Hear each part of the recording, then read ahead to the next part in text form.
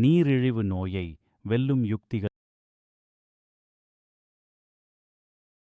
நீரிழிவு டியபெட்டிஸ் மெலிட்டஸ் என்பது இரத்த சர்க்கரை அதிகரிப்பை கொடுக்கக்கூடிய வளர்ச்சி தைமாற்ற சீர்குலைவுகளின் தொகுப்பாகும். தேவையான இன்சுலினை உடல் உற்பத்தி செய்யாத அல்லது உற்பத்தி செய்த இன்சுலினை பலனளிக்கும் விதத்தில் இந்நோய் உள்ளவர்களின் இரத்தத்தில் அதிக அளவு சர்க்கரை இருக்கும். மனித உடம்பில் சர்க்கரையை உடலுக்குத் தேவையான சக்தியாக மாற்ற இன்சுலின் அத்தியாவசியமாக உள்ளது. குறிப்பாக இரத்த சர்க்கரை அளவு சரியாக கட்டுப்படுத்தப்படவில்லை எனில் இறப்பை ஏற்படுத்தக்கூடிய மிக சிக்கலான நிலைமைகளும் உருவாகலாம். இரத்தத்தில் அதிக அளவு சர்க்கரை இருப்பது அடிக்கடி சிறுநீர் கழித்தல், பொலியூரியா, அதிகமாக தாகமெடுத்தல், பாலிடிப்சியா, அளப்பரிய பசி, போலிஃபேஜியா ஆகிய மரபார்ந்த அறிகுறிகளை உருவாக்குகின்றது. இரண்டாம் வகை நீரிழிவு நோயினை மருந்துகளின் மூலம் கட்டுப்படுத்த முடியும். இருந்தபோதிலும் இரண்டாம் வகை நீரிழிவு நோய்கள் இரண்டுமே நாள்பட்ட நோய்களாதலால் இவற்றை எளிதாக முற்றிலும் குணமாக்க முடியாது. நீரிழிவில் 3 வகைகள் உண்டு. முதலாம் வகை இன்சுலின் சுரப்பிகள் இன்சுலின் சுரக்கும் தன்மையை முற்றிலும் இழந்திருக்கின்றன. இரண்டாம் வகை இன்சுலின் சுரப்பிகள் போதிய அளவு இன்சுலின் சுரக்காததாலோ அல்லது அப்படி சுரக்கப்படும் இன்சுலினுக்கு எதிர்வினை ஏற்படுவதாலோ ஏற்படுகின்றது. மூன்றாவது வகையான கர்ப்பகால நீரிழிவானது 2% முதல் 4% பெண்களுக்கு கர்ப்ப காலத்தின் போது ஏற்படுகிறது. நீரிழிவு நோய் தடுப்பு முறைகள். நீரிழிவு நோய் வகை 1 காண தடுப்பு முறைகள் என எதுவும் வரையறுக்கப்படவில்லை. பொதுவாக வகை 2 ஆனது 85% 90% வரை பெரும்பாலும் காணப்படுகிறது.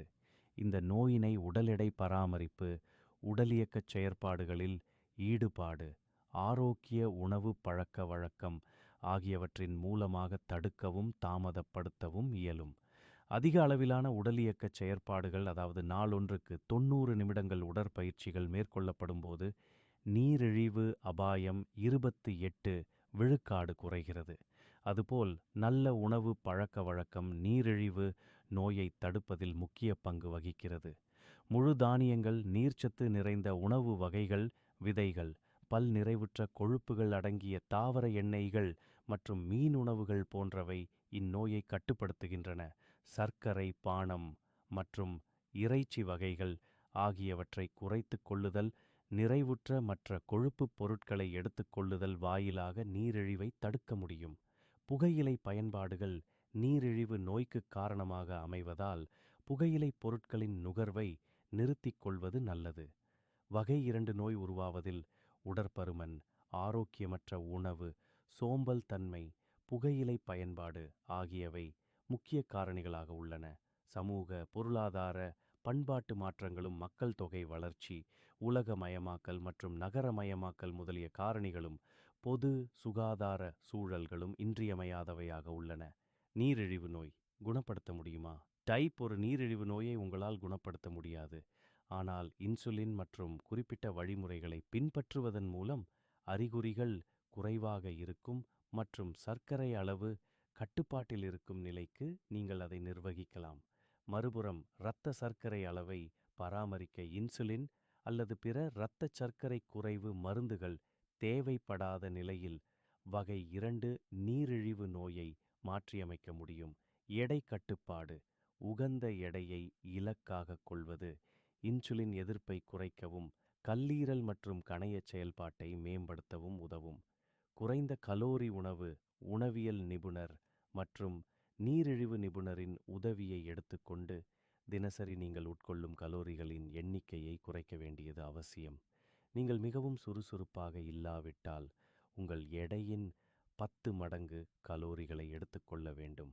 இது எடை இழப்பு திட்டத்தில் உதவுகிறது, மேலும் சீரான உணவை பராமரிக்கிறது. வாழ்க்கை முறை மாற்றங்கள். இரத்த சர்க்கரையை திறம்பட கட்டுப்படுத்துவதற்கு உகந்த உடற்பயிற்சி மற்றும் ஊட்டச்சத்துள்ள உணவு திட்டத்தை நீங்கள் பின்பற்ற வேண்டும். தினசரி 20 நிமிட உடல் பயிற்சியுடன் தோராயமாக 10,000 படிகளை செய்வது நல்லது. நீரிழிவு நோயை எவ்வாறு நிர்வகிக்க முடியும்? வகை 2 நீரிழிவு நோயை நிர்வகிப்பது எளிதானது, ஆனால் நீங்கள் உங்கள் மருத்துவரின் தகவலை கவனமாக பின்பற்ற வேண்டும் மற்றும் ஆரோக்கியமான வாழ்க்கை முறையை வாழ வேண்டும். நீரிழிவு நோயை கட்டுப்படுத்த நீங்கள் என்ன செய்யலாம் என்பது இங்கே. 1வது, நீரிழிவு கண்காணிப்பு கருவியை பெறுங்கள். சந்தையில் நீங்கள் தேர்வு செய்யக்கூடிய நீரிழிவு கண்காணிப்பு கருவிகள் நிறைந்துள்ளன. நீங்கள் உங்கள் இரத்த குளுக்கோஸ் அளவை ஒரு வழக்கமான டேப் வைத்து அதன்படி உங்கள் மருத்துவரை அணுகி உங்கள் உணவை கண்காணிக்கலாம். 2வது, உங்கள் உணவை கவனியுங்கள்.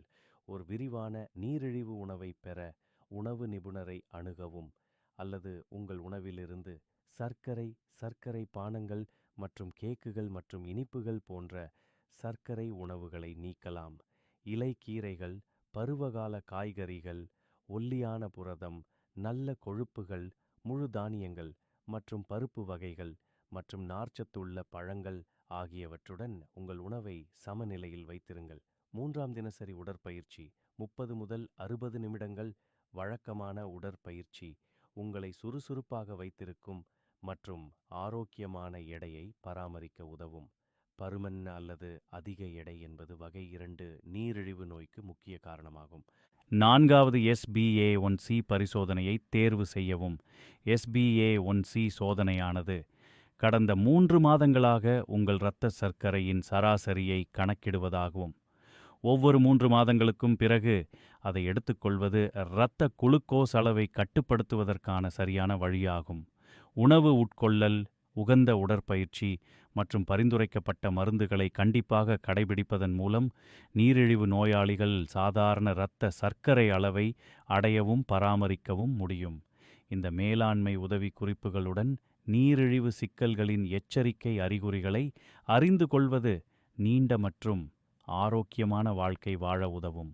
உங்களுக்கு நீரிழிவு நோய் இருந்தால், உங்கள் அறிகுறிகளை சரி செய்ய விரும்பினால், சிக்கல்களை தவிர்த்து நிவாரணம் பெறுங்கள்.